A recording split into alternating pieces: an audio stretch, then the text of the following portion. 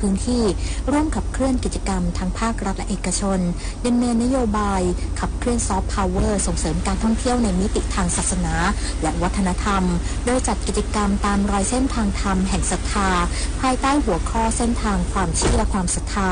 แห่งลุ่มแม่น้ำโขงเส้นทางตามรอยนาคาดินแดนมหัศจรรย์แห่งลุ่มแม่น้ำโขงโดยวันนี้เดินทางไปยังถ้ำนาคาอุทยานแห่งชาติภูลังกาเพื่อเปิดเส้นทางและร่วมหารือแนวทางการพัฒนาต่อยอดเส้นทางลุ่มแม่น้ำโขงซึ่งเส้นทางตามรอยนาคาประกอบด้วยสถานที่สำคัญ3แห่งได้แก่ป่านันทนาการหิน3วานชุมชนวัดศรีสามัคคีธรรมวัดนากี้และตำหนักเจ้าปู่อือลือนาคราชโดยโครงการจะเป็น1 ใน 4จาริกเส้นทางบุญได้แก่เส้นทางสักการะพระบรมธาตุเส้นทางตามรอยพระเถราจารย์เส้นทางตามรอยความเชื่อความศรัทธาแห่งลุ่มแม่น้ำโขงและเส้นทางในมิติศาสนาและวัฒนธรรมอื่นๆเพื่อส่งเสริมให้เด็กเยาวชนและประชาชนเกิดการเรียนรู้หลักธรรมคำสอนทางศาสนาผ่านการท่องเที่ยวศาสนสถานสำคัญและวิถีวัฒนธรรมในพื้นที่มาริชโยรายงานกรมอุทยานแห่งชาติสัตว์ป่าและพันธุ์พืชเตรียมปฏิบัติการกู้เรือขนส่งสินค้าเมียนมาเกยตื้นทับแนวปะการังบริเวณเกาะสุรินทร์วันนี้นายอัฏฐพลเจริญชันษาอธิบดีกรมอุทยานแห่งชาติสัตว์ป่าและพันธุ์พืชกล่าวถึงความคืบหน้ากรณีเรือขนส่งสินค้าสัญชาติเมียนมาเกยตื้นอยู่บนแนวปะการังบริเวณอ่าวจากอุทยานแห่งชาติหมู่เกาะสุรินทร์จังหวัดพังงาตั้งแต่วันที่1 มิถุนายนที่ผ่านมาจนสร้างความเสียหายให้กับปะการังว่ากรมอุทยานแห่งชาติสัตว์ป่าและพันธุ์พืชและหน่วยงานที่เกี่ยวข้องจะเริ่มปฏิบัติการกู้เรือขนส่งสินค้าสัญชาติเมียนมาที่เกยตื้นทับแนวปะการังวันนี้หลังจากเลื่อนแผนมาจากวันที่9 มิถุนายนที่ผ่านมาเนื่องจากสภาพอากาศไม่เอื้ออำนวยและคลื่นลมแรงช่วงหน้ามรสุมโดยกรมอุทยานได้เตรียมความพร้อมทั้งกำลังคนและอุปกรณ์ไว้แล้วขณะที่แผนการฟื้นฟูและมาตรการป้องกันอุทยานแห่งชาติหมู่เกาะสุรินทร์ร่วมกับหลายภาคส่วนวางแผนสำรวจประเมินมูลค่าความเสียหายอย่างละเอียดและเตรียมปลูกปะการังทดแทนในพื้นที่ที่เสียหายรวมทั้งเก็บขยะที่หลุดออกจากเรือเช่นเศษกระดาษลังผ้าและยางรถยนต์ออกจากแนวปะการังปัจจุบันพื้นที่อ่าวจากบริเวณที่เกิดเหตุได้ประกาศปิดการท่องเที่ยวชั่วคราวเพื่อให้ธรรมชาติฟื้นตัวอย่างเต็มที่และป้องกันการรบกวนกระบวนการฟื้นฟูระบบนิเวศใต้น้ำอีกทางหนึ่งด้วยปิยาพันธ์ยังเทียนรายงานประกันสังคมเตือนผู้ประกันตนอย่าหลงเชื่อมิจฉาชีพแอบอ้างเป็นเจ้าหน้าที่หลอกลวงให้แอดไลน์เพื่อรับเงินชราภาพนางมารศรีใจรังสีเลขาธิการสำนักงานประกันสังคมเตือนภัยประชาชนกรณีมีแก๊งมิจฉาชีพแฝงตัวบนสื่อออนไลน์แอบอ้างเป็นเจ้าหน้าที่สำนักงานประกันสังคมโทรศัพท์แจ้งให้ผู้ประกันตนแอดไลน์เพื่อรับสิทธิประโยชน์ทดแทนกรณีชราภาพเป็นเงินบำเหน็จชราภาพจากนั้นจะส่งเอกสารเพื่อหลอกให้ผู้ประกันตนกดลิงก์เข้าไปกรอกข้อมูลส่วนตัวและนำไปสวมรอยทำธุรกรรมจนสูญเสียทรัพย์สินหรืออาจถูกนำไปก่ออาชญากรรมอื่นๆจึงขอแจ้งเตือนผู้ประกันตนหรือประชาชนไม่หลงเชื่อข้อมูลที่ได้รับจากโทรศัพท์เพียงอย่างเดียวพร้อมเน้นย้ำสำนักงานประกันสังคมไม่มีนโยบายให้เจ้าหน้าที่ติดต่อผู้ประกันตนผ่านแอปพลิเคชัน LINE รวมถึงจะส่งเอกสารเพื่อขอรับสิทธิประโยชน์กรณีชราภาพทางออนไลน์นิตยาคุณสิมรายงานจบข่าวนฤนาถแข็งขันอ่านรับฟังข่าวครั้งต่อไปเวลา 7:00 น.ค่ะติดตามข่าวที่นำเสนอไปแล้วได้ที่ www.thainews.prd.go.th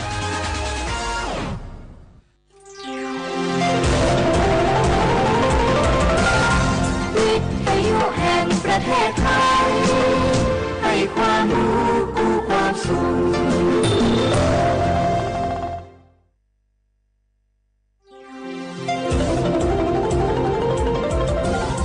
วิทยุแห่งประเทศไทย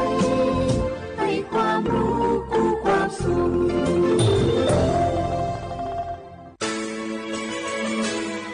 สถานีวิทยุกระจายเสียงแห่งประเทศไทยจังหวัดเชียงใหม่ AM 1476 กิโลเฮิรตซ์สถานีวิทยุภาคภาษาชาติพันธุ์แห่งเดียวในประเทศไทยที่มีความทันสมัยเชื่อถือได้สร้างอัตลักษณ์กลุ่มชาติพันธุ์สู่สากล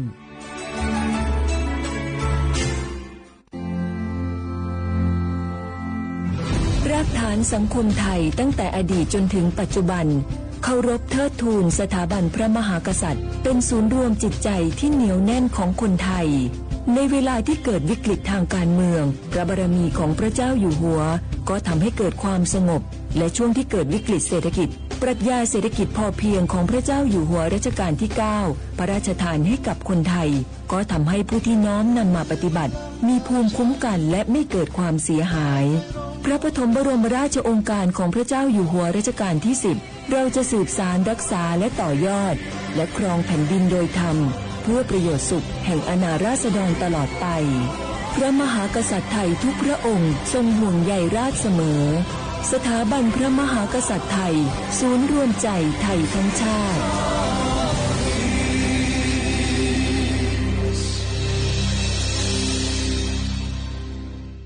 นี่รู้กันไหมสิทธิบัตรทองหรือบัตร30 บาทเป็นสิทธิหลักประกันสุขภาพตามกฎหมายที่ช่วยคุ้มครองคนไทยทุกคนให้เข้าถึงบริการสุขภาพที่จำเป็นโดยไม่ต้องเสียค่าใช้จ่ายเลยนะครอบคลุมทั้งการรักษาพยาบาลการป้องกันโรคการฟื้นฟูสมรรถภาพทางการแพทย์เรียกว่าช่วยให้คนไทยอุ่นใจกันเลยทีเดียวสอบถามเพิ่มเติมสายด่วนสปสช1330ทุกครั้งที่ใช้สิทธิบัตรทองหรือบัตร30 บาทอย่าลืมพกบัตรประชาชนเพื่อยืนยันการใช้สิทธิไม่ว่าจะไปรักษารับบริการป้องกันโรคหรือบริการอื่นๆสำหรับเด็กเล็กที่ยังไม่มีบัตรประชาชนใช้ใบเกิดแสดงคู่กับบัตรประชาชนของผู้ปกครองง่ายสะดวกรักษาได้ทันทีสอบถามเพิ่มเติมได้ที่สายด่วนสปสช1330โอกาสก้าวสู่เส้นทางศิลปินกลับมาอีกครั้งพร้อมปรากฏการณ์ครั้งใหม่ที่รวมการประกวดร้องเพลงไทยอมตะร่วมสมัยทั้งเพลงลูกทุ่งและลูกกรุงไว้ในเวทีเดียวกันกับโครงการเยาวชนสืบสานเพลงรักไทยโดยสำนักงานทรัพย์สินพระมหากษัตริย์ซีซั่น 2 เปิดรับสมัครตั้งแต่วันนี้ถึง 15 มิถุนายน 2568 ชิงถ้วยพระราชทานและรางวัลกว่า100,000 บาทติดตามข้อมูลเพิ่มเติมได้ทาง Facebook เยาวชนสืบสานรักเพลงไทยในยุคที่เทคโนโลยีก้าวกระโดดโจรออนไลน์ก็ก้าวตามมาติด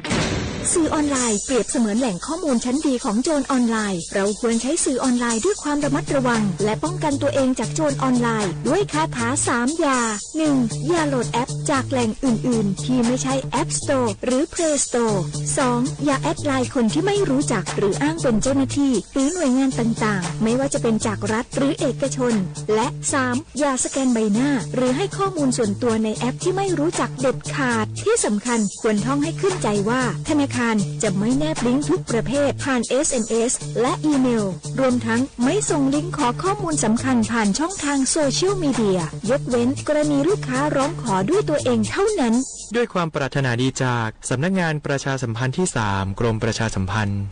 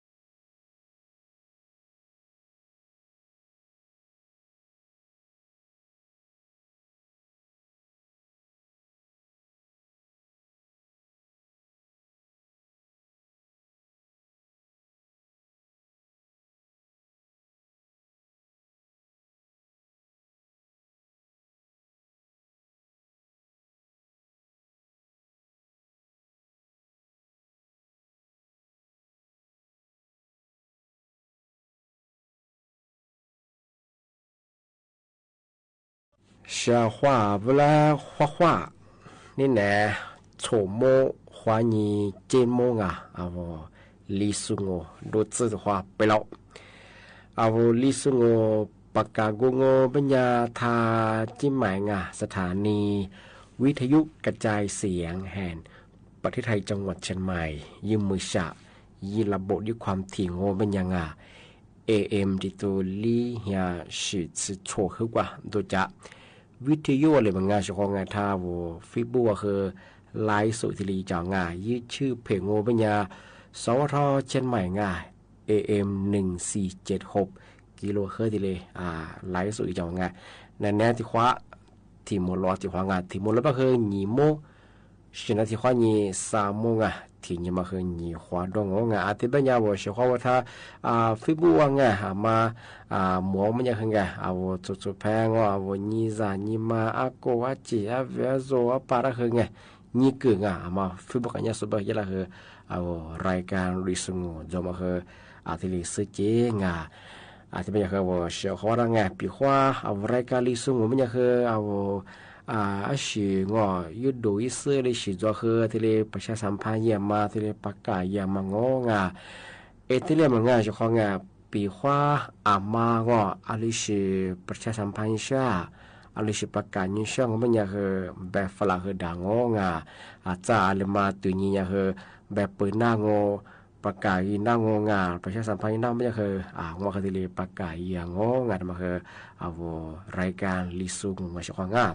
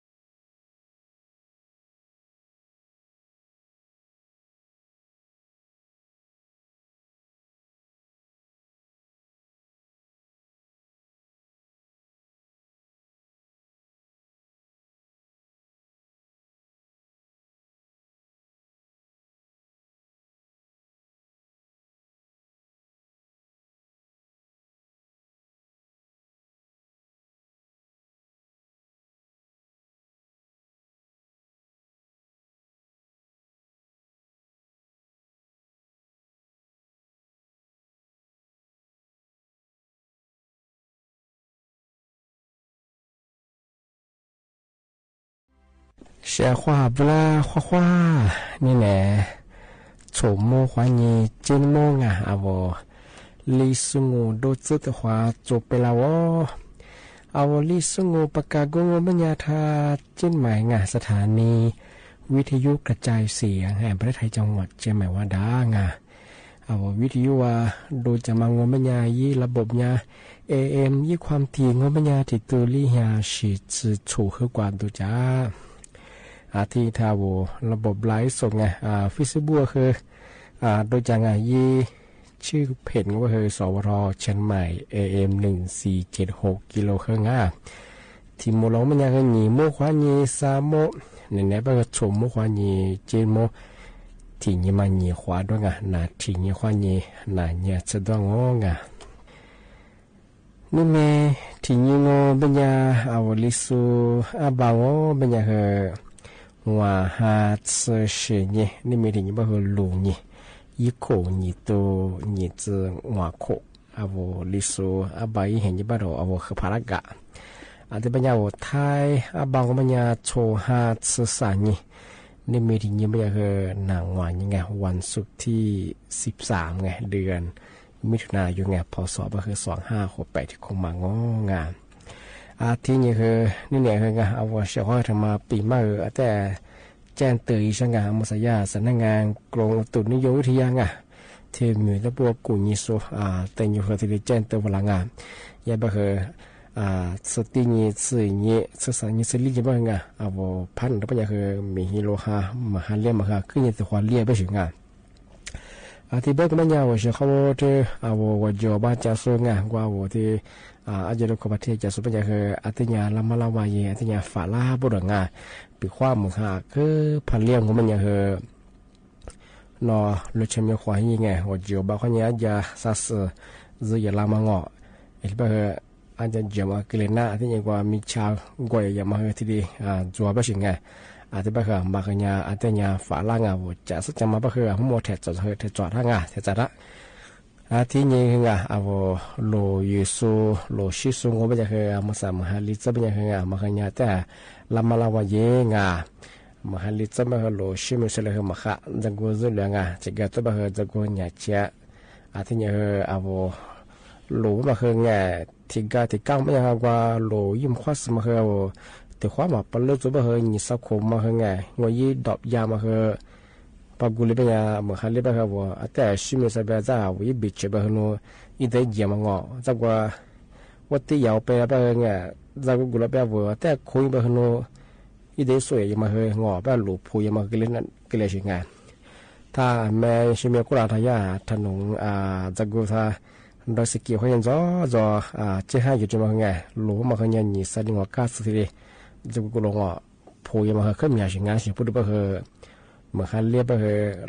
แต่ก็ตัวไปคือจะกูคือแต่ก็มาสู้เป็นยังไงอีบิชไปคือกว่าอีบิชเป็นกว่าคือหลูไม่ได้ที่สวยอย่างชิงหัวไปคือจะก็จะมาเลื่อยมังงอหลูพูมาคือเนี่ยก้าวงานไปคือเมื่อเขาเรียกจะเนี่ยอันตรายะอับมาคือเนี่ยแต่จำจำยิ่งเชื่องานเอาว่าจะกูถึงก็ติดตัวไปคืองานว่าจะกูมาซื้อมาสู้ไปหลูชิมเนี่ยคือตัดต่างเนี่ยเชื่องมาเขาเรียกไปงานอาจจะว่าชิมเนี่ยคือจะกูกดลบไปคืองอวิบิชเหอใจอีเดียสวยมาเกินได้ไงมาอันตรายยังไงแต่จะมาชของงานมันที่จะไปเหอหลูก็ได้ชิดเตะไงที่นี่ไงว่ามาโลจุสุงเป็นยังไงโลมาอยู่ที่เจ้างเป็นยังมาโลมาแต่กับกูนี่กับเชงไงตัวสภาพโลยจัวมาฮัลิจะโลยงมันยังไงแต่ก็ตัวไปยาวโลมาอยู่มาเคยหิควาสารมาเคยบ้านยี่สดิ้งออกมางอไปเหอมาฮัลิจะยังแต่อยู่แล้วไปเหอไงมาอยู่ที่เจ้าเหอแต่กับกูยิงกับเชี่ยงกว่าเพราะว่าอัตโตไฟหน้าไงไฟศูนย์ไฟต่ำเฮอแล่นแล้วมันงอที่นี่ไฟเลี้ยวไฟถอยเฮอไงกับกูยิงกับเชี่ยงที่นี่น้ำมันเกียร์หรืองอน้ำมันเบรกหรืองอยี่เบรกคือจุ่มเฮอไงกับกูยิงกับถั่วยิงเฉพาะไงที่นี่ก็ว่าที่ปัดน้ำฝนไงงอลงมาเชื่อมหันเรียบเยี่ยอาจจะชิก็มาเฮอไงกับเชี่ยเปียกว่าสิ่งที่ก็มาหมู่อายุกันเลยว่าไงเชื่อมันนะไปเฮยยิ่งฉับปนเล่นกันมาขึ้นเยอะปีความหมู่ฮันเล่บ้านโนเอาที่ปัดน้ำฝนมาข้าปัญญาโหลชิซ่าอย่างไงมาเฮอันตรายยังไงไปเฮเอามาโหลมาโหลแต่กับกุญยิงกับเชี่ยงานลงมาอยู่เจ้าว่างไงมาขยันความปลอดภัยไง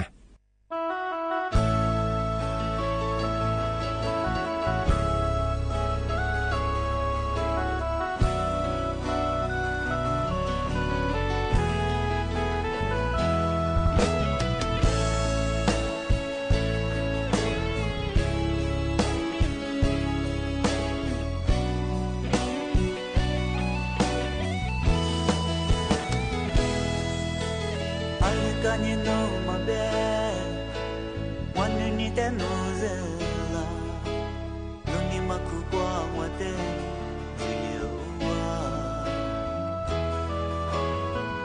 get some more tiro Ramami do mami Alivesu no te fuke balase Inelo besu nisho Wanu ni te no selo Domi ni te mojichi Nulio Nini get some more tiro Tomela tiro aleve Aleve sunte mille gidase Mille ke mada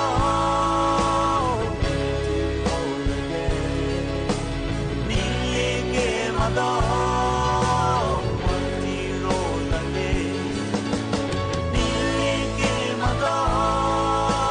Nunani nelo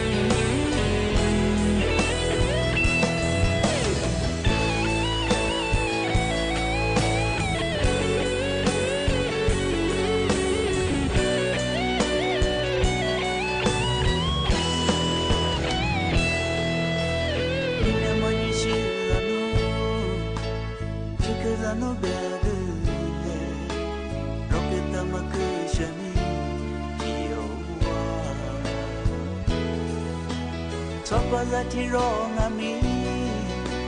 Nearly dead till alone I listen to them give us it Mille ke mada Mille ke mada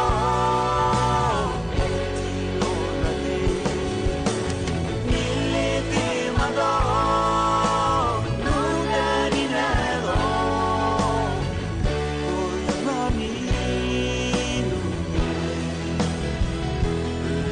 Thank you.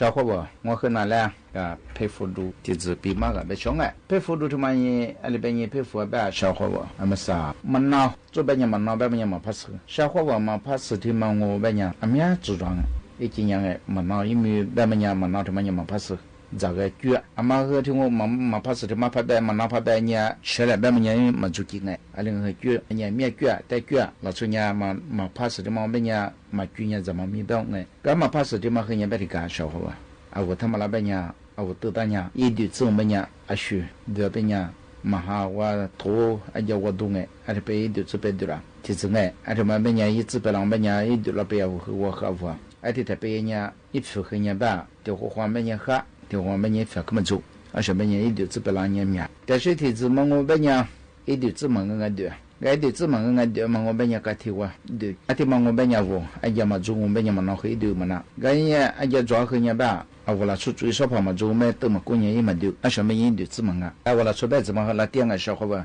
一丢子嘛和丢几光啊，第二我来出白你的干，啊我来出白嘛伢时候配股也光啊，一直不来和。也没苦，也没过啊！我拿着嘛，个人别我小伙吧，俺们组装啊，别个，我拿着嘛个一做别么样，哈嘛我别样，说和无杂事，啊我付哈，我一做嘛哈嘛别我一个大概一付嘛，哈嘛俺们嘛我别样，我付嘛做啊去，俺也没啥体子装嘛，也别人个人一票去哈嘛也别小伙吧，说别别成个，也嘛拿开的。嘛闹难的是做么些嘛闹病，安的他们组装嘛闹他们个哎，俺也没啥说别别讲嘛闹他们个也罢，嘛都没看我别人还是的这个，啊我得嘛我别人小伙吧，一往苦用哎，头呢说别别讲往苦的嘛看我别人，啊啦提开别呢我自身那么个些嘛爱提呢的小鸡得个，说的别个得个我别人我还也提提。对，一波的狗，啊，我提过去过我别人嘛闹他们很一般，一直别那边呀，一户那边呀，嘛闹他们我别人小伙吧，所以。要到嘛我别人我带来到嘛我别人没这么个人一说我丢了有过我一时怀念要当你得嘛我别人也没过个量干的嘛一般我小伙吧比花嘛那得啊我出我这个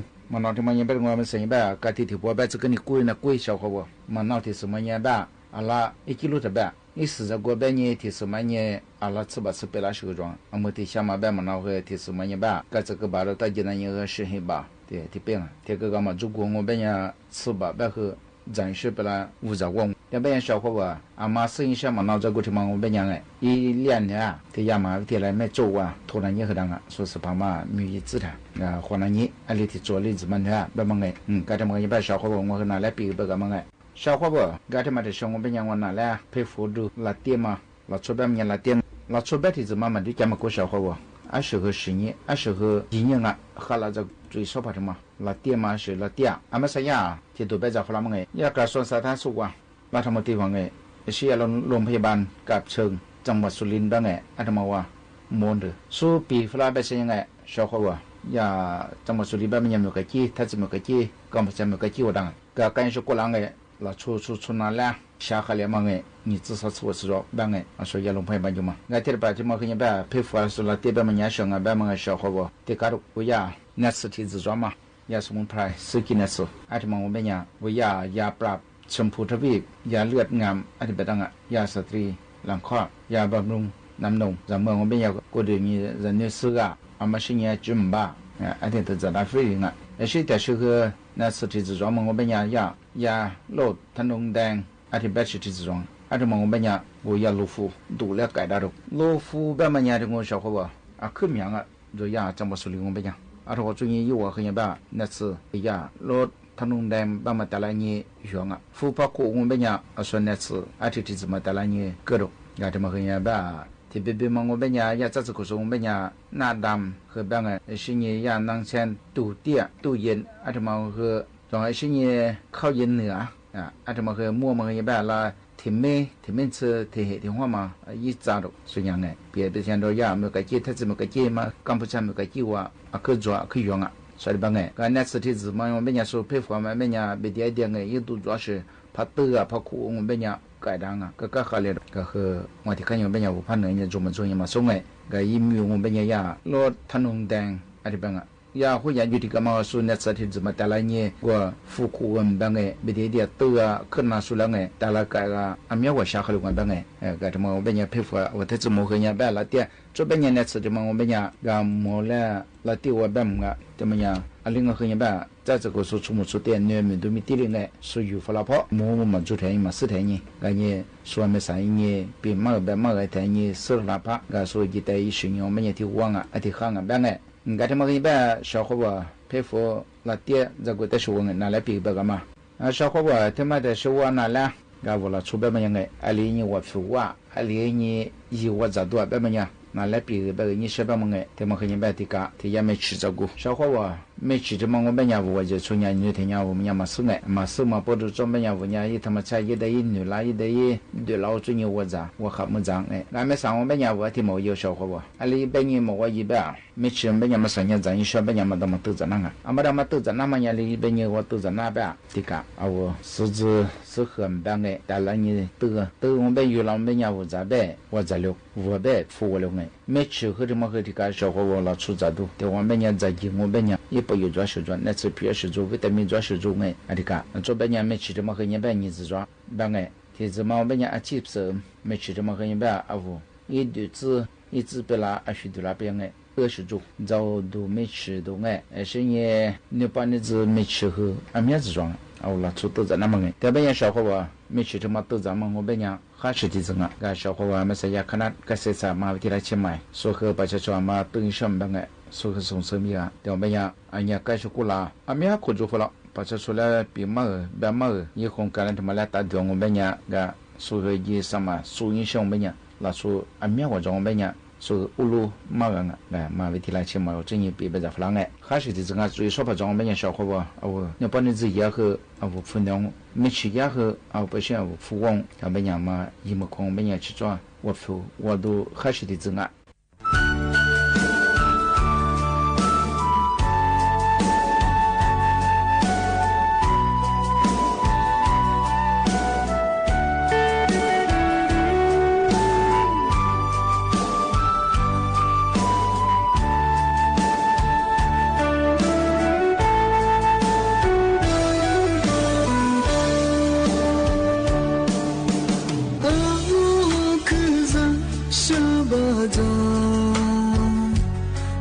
这次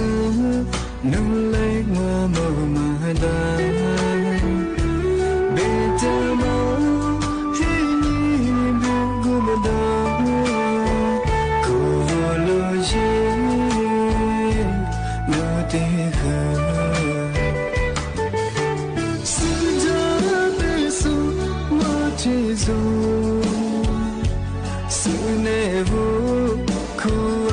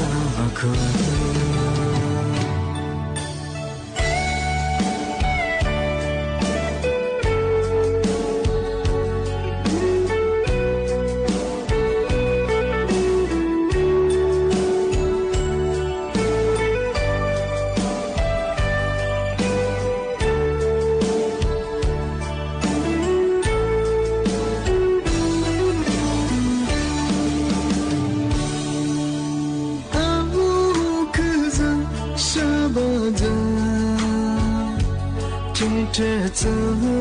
努力我们马达，别的梦给你别顾不到，可路线路的河，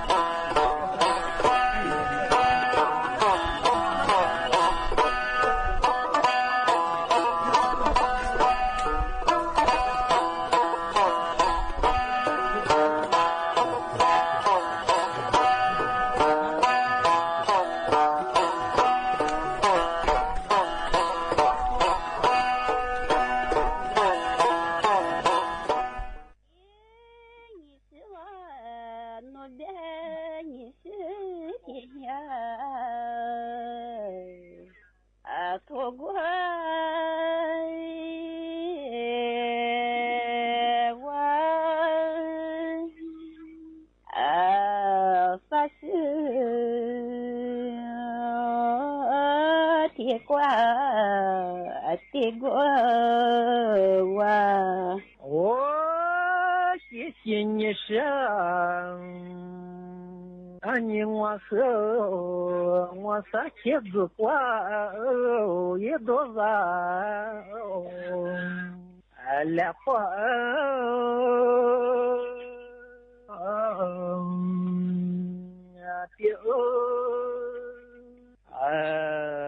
啥过也没有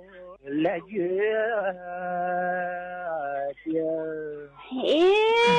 你是我那边啥天子快多少来快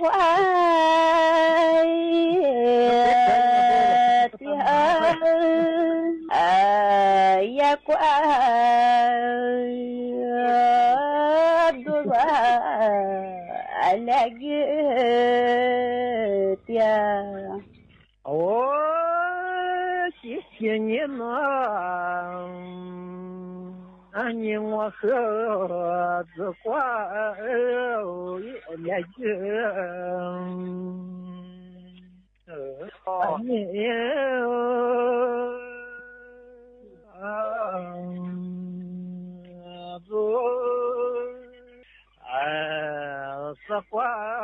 来个。的毛三呀子，那边那我的个来快的嘛，三爷子来个。的嘛，三年子，谢谢你呢。